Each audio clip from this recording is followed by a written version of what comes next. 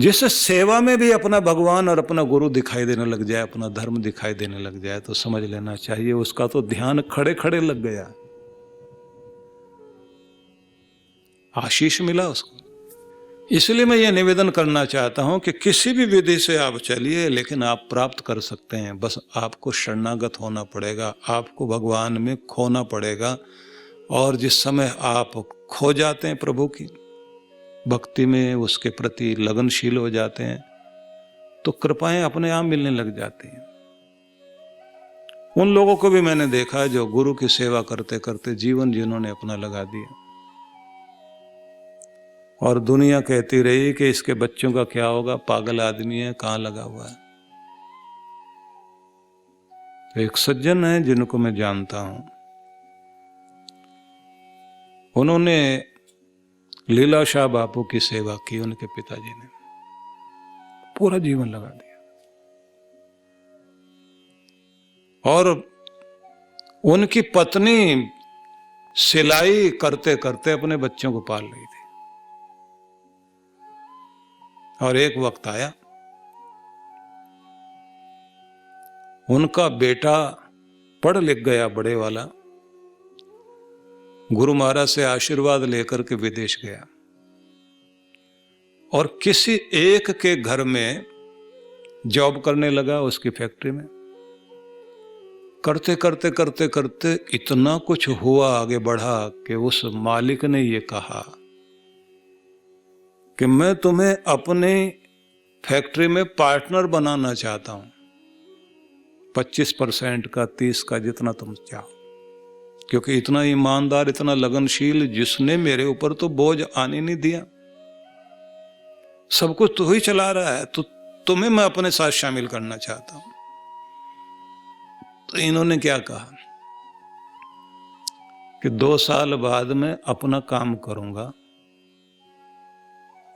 पैसे हैं तेरे पास? बोले नहीं, पैसे नहीं है, बैंक से वो कर्जा लूंगा, लेकिन 2 साल में मैं आपको वहां तक पहुंचाना चाहता हूं कि आपका सब कुछ बहुत अच्छा हो जाए और अपने आप स्वचालित प्रक्रिया से चलता चला जाए, और कोई दिक्कत आपको ना हो। अब 2 साल में उस व्यक्ति ने इतनी मेहनत करी, इतनी मेहनत करी कि उनको बहुत आगे पहुंचा दिया। और वो बार बार कहें, भैया तू आधे का पार्टनर हो, हम तुम्हें अपने साथ रखना चाहते हैं, तुम्हें पैसा भी नहीं लगाना पड़ेगा। उन्होंने कहा, मैं तो आपसे जो तनख्वाह लेता हूं बस उतने का ही अधिकारी हूं, आपके साथ में मैं बराबर में कैसे आ सकता हूं। अब वो देख रहे हैं कि ना तो इसके अंदर छल है, ना कपट है, और बार बार पूछते हैं, ये भाव कहां से आते हैं तुम्हें? कहते हैं, मेरे पिताजी, और मेरे पिताजी के सिर पर मेरे गुरु का हाथ। और पिताजी बीच बीच में बुलाते थे कि तू भी गुरु के पास बैठ, सेवा कर, पेड़ के नीचे बैठ और ध्यान कर। अब क्योंकि ये सोचिए कि जो सिंधी समाज के व्यक्ति की बात मैं कर रहा हूं, जिन्होंने पहले अपना विदेश से अपना घर छोड़ा होगा, फिर इस देश में आए, यहाँ आकर के जो है गुरु की शरण ग्रहण की, अपना काम करते चले गए। और उसने 2 साल के बाद में अपना काम खुद का खोला। भगवान की दया देखिए, ईमानदारी से, सच्चाई से काम किया, भरोसा लोगों का बनता चला गया। कुछ ही सालों में बहुत बड़ा कारोबार हो गया। और बार बार ये जाकर वहां बोलकर आता था, आपको मेरी कहीं भी सहायता की आवश्यकता है, कोई भी गाइडेंस की जरूरत है, तो मैं निस्वार्थ और निःशुल्क आपकी सेवा करूंगा। अब उन्होंने कहा, भाई मेरी 2 बेटियां थी, मैंने शादियां कर दी, अब सब काम मेरा हो गया है, अब तुम मुझे काम धंधा आगे बढ़ाना ही नहीं है। इनका कारोबार बढ़ता चला गया। एक दिन उस व्यक्ति ने, मालिक ने, फैक्ट्री अपनी इसी को बेच दी। अब जिसमें नौकर था उसी में अब ये काम करता है। अब उस जगह अफ्रीका में जहां पर ये व्यक्ति काम करता है, मुझे आमंत्रित किया गया कि मैं उस कार्यक्रम में जाऊं उनके यहां। हम लोग गए। अब जब वहां गए तो उन्होंने कहा कि आप फैक्ट्री में भी चलिए। अब फैक्ट्री में देखा तो मीलों तक फैली हुई फैक्ट्री है, और जैसे अंदर घुसे तो एक पेड़ है, उस पेड़ के साथ में गुरु महाराज की मूर्ति लगी हुई है। पहले जाते ही वो लोग जो है उस पे मत्था टेकते हैं, और उस भूमि में कोई भी जूता पहन के नहीं जा सकता, क्योंकि वो कहते हैं इस जगह पर मेरे गुरु का स्थान है। कितना मानता हो व्यक्ति, जितना पागल होकर के मानेगा और जितना समर्पित होगा उतनी तो कृपा होगी।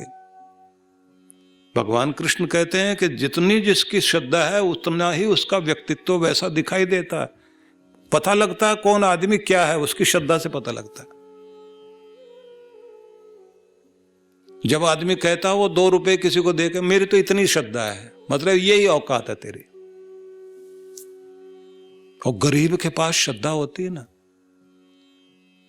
अब अगर उसके पास पैसा नहीं तो कम से कम उसके बच्चों पर वो कृपा जरूर होगी। बच्चे लायक हैं, घर में प्रेम है, खुशी है, चाहे थोड़ा सा खा करके छोटे से घर में सो जाते होंगे लेकिन चैन की नींद सो रहे हैं, सेहत ठीक है, सिर पर किसी का कर्जा नहीं है, सवेरे उठ के भगवान का नाम लेते हैं, शुक्र मनाते अपने परमात्मा का।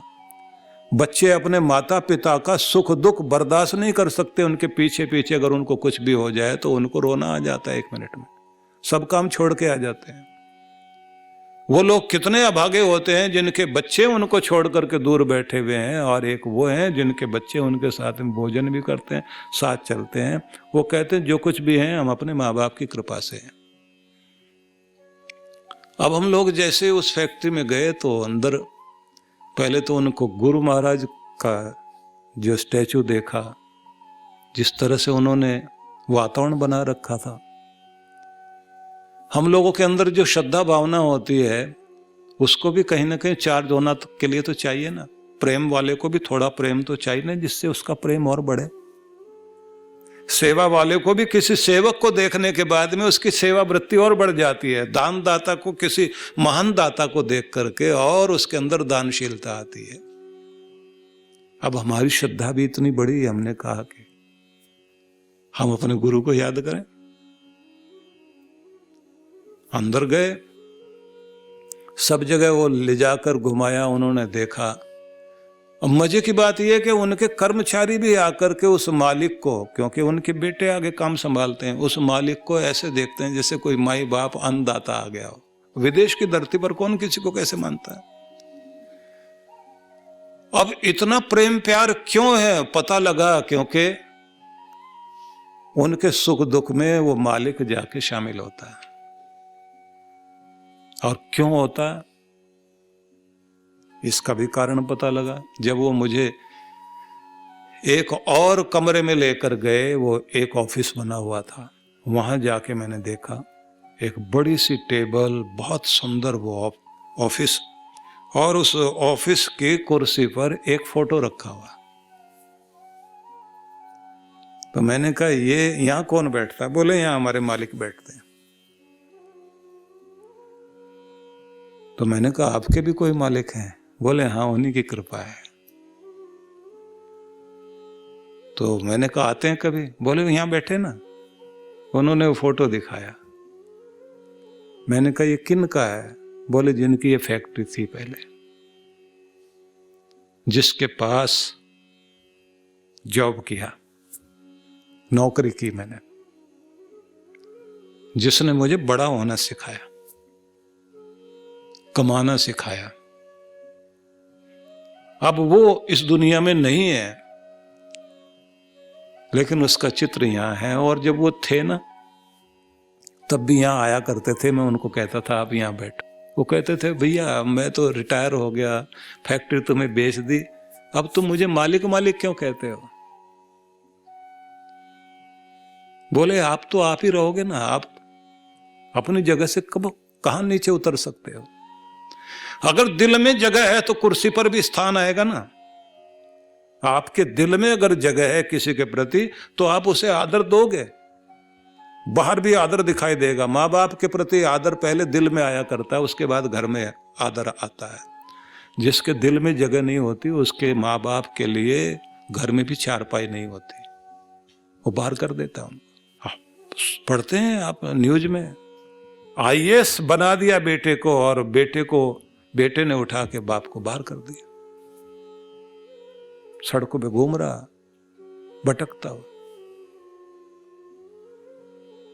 ये श्रद्धा चाहिए आपके अंदर।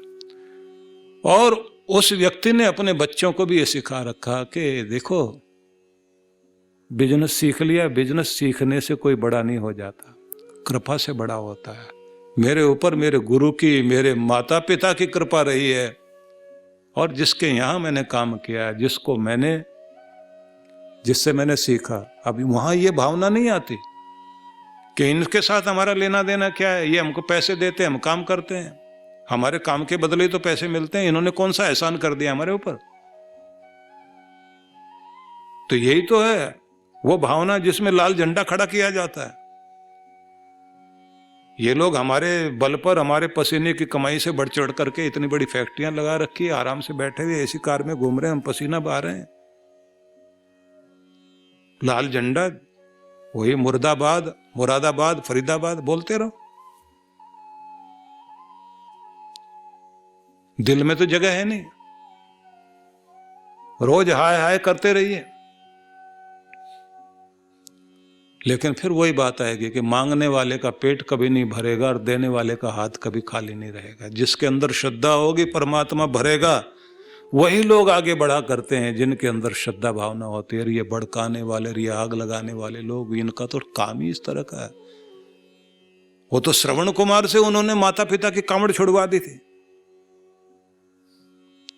कितने लोग हैं, राम जी के घर में आग लगा दी, कैकेयी के कान भर दिए जाकर के,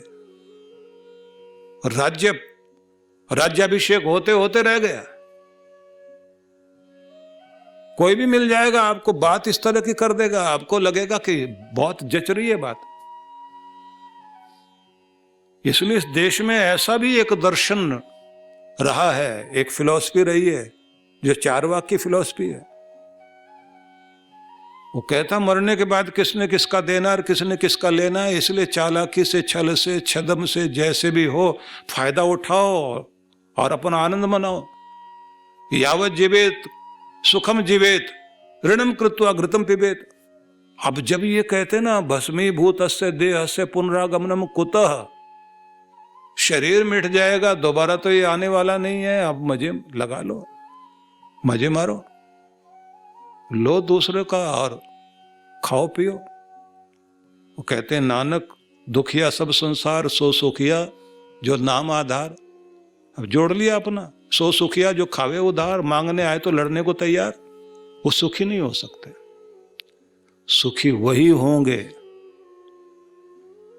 एहसान माने, कृतज्ञता पूर्ण जीवन जिए, आभार व्यक्त करे, धन्यवादी बने, हृदय में श्रद्धा रखे और फिर करके देखे। आप अगर मान रहे हैं तो ये बात ध्यान रख लीजिए, आपके बच्चे भी आगे मानेंगे, उनके बच्चे भी आगे मानेंगे, परंपरा चलेगी, आदर रहेगा, प्रेम प्यार रहेगा। नहीं तो इस तर्क वितर्क से तो आप सितार पकड़िए हाथ में और ढूंढना शुरू कर दीजिए इसमें संगीत कहाँ है।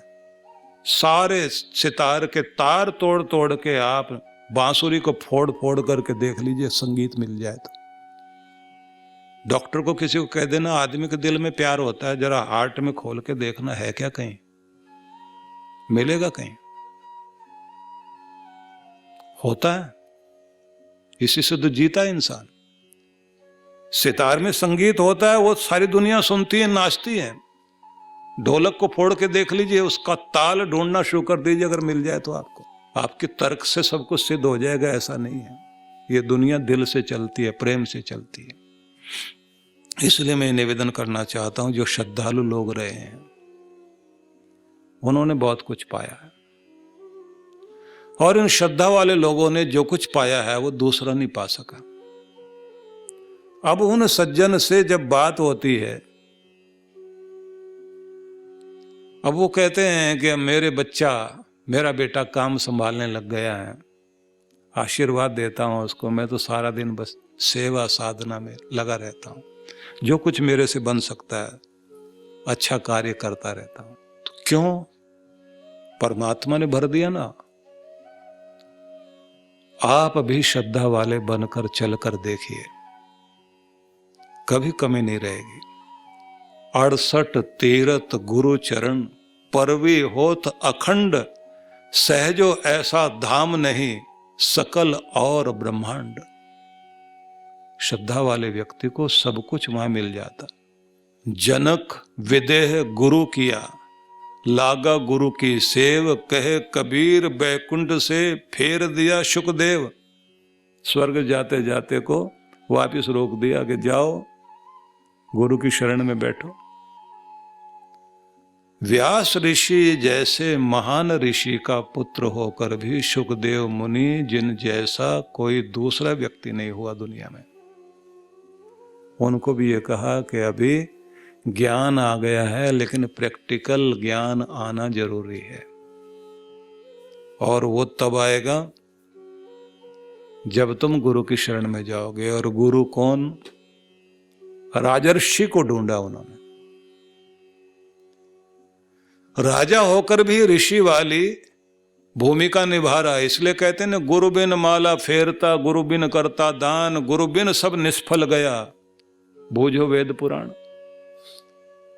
तो निवेदन यही है कि श्रद्धा भाव से हमें यह समझना चाहिए कि किसी भी मार्ग को अपना लें, आप कर्म योग को अपना लें, ज्ञान योग को अपना लें, भक्ति योग को अपना लें, लेकिन जिस भी मार्ग को अपनाना चाहते हैं शरणागत हो, प्रेमपूर्ण हो, प्रभु की शरण ग्रहण करते करते अपने कार्यों में खो जाना सीख जाइए। और उसके बाद आप देखिए आपकी श्रद्धा, आपका समर्पण और आपके द्वारा किया गया कोई भी कार्य नहीं है, वो भगवान की पूजा बन जाए। और उससे करते करते फिर आप देखना कि वही कर्म आपको प्रभु की कृपा भी देगा, सफलता भी देगा, मन में शांति देगा, घर में खुशहाली देगा, और सबसे बड़ी चीज है बरकत देगा। नहीं तो आएगा बहुत और दूसरी तरफ से चला जाएगा। 10 लाख रुपए महीना कमा रहा है और 15 लाख रुपए महीने का जो है बेचारे को ब्याज चुकाना पड़ता है या कर्जे चुकाने पड़ते हैं। हर महीने 5 लाख का घाटा। लोग कहते हैं कमाई बहुत हो रही है और उसको नींद नहीं आती आराम से, बेचारा चैन से सो नहीं सकता। इसलिए मैंने ये कहा था ना पीछे कि सोने की चैन का महत्व नहीं है, चैन से सोने का महत्व है। इसलिए आप सोने के पीछे भाग रहे हो, चैन से सो सको इसकी कोशिश करो कि आपकी जिंदगी प्यार से बीत सके। तो आपको वो श्लोक सुनाना चाहता हूँ जहाँ से भगवान श्री कृष्ण ने ये कहा कि मैं तुम्हें बताता हूँ कि तुम सगुण साकार रूप में कैसे पा सकते हो और निर्गुण निराकार रूप में कैसे पा सकते हो। कौन सा मार्ग चुनोगे, तुम अपनी वृत्ति के अनुरूप मार्ग चुन सकते हो।